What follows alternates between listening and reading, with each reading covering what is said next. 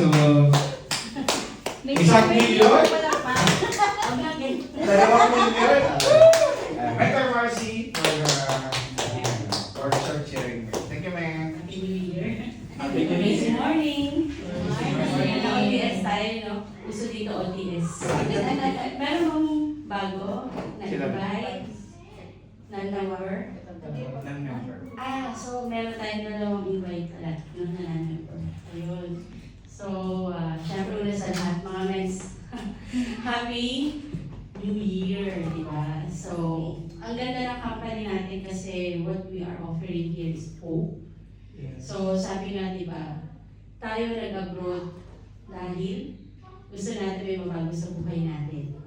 So, I am working with Qatar Airways for 23 years.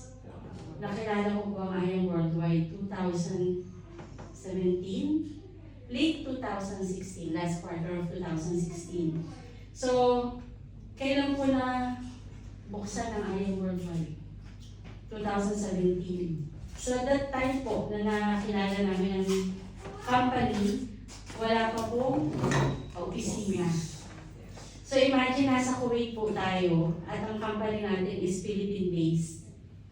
Diba? So, kapag kasi nakafocus ka lang sa pagiging empleyado, nung umalis kasi ako ng Pilipinas, sabi ko doon sa panganay ko, 2 years lang si mama. After 2 years, babalik na. Diba? Siguro sa 2 taon, meron ka nang may tatabi kahit konti. Pero in 2 years na times 10.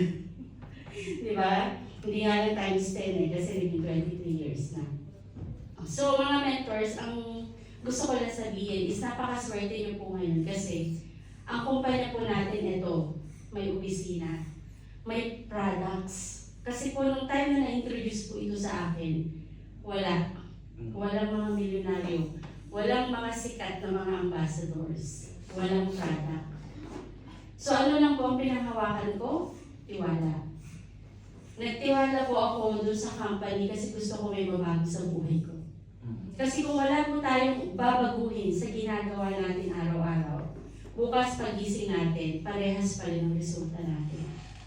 Kung hindi tayo magdadagdag ng pagkakakitaan natin, kasi yung sahod natin, ano yan, kung hindi yan sapat, kadalasan kulang. Kaya nga tayo tumatagal sa abroad kasi hindi tayo nakakalabas sa rat race. Alam niyo po ba yung trabaho, sahod, bayad, pagkulang?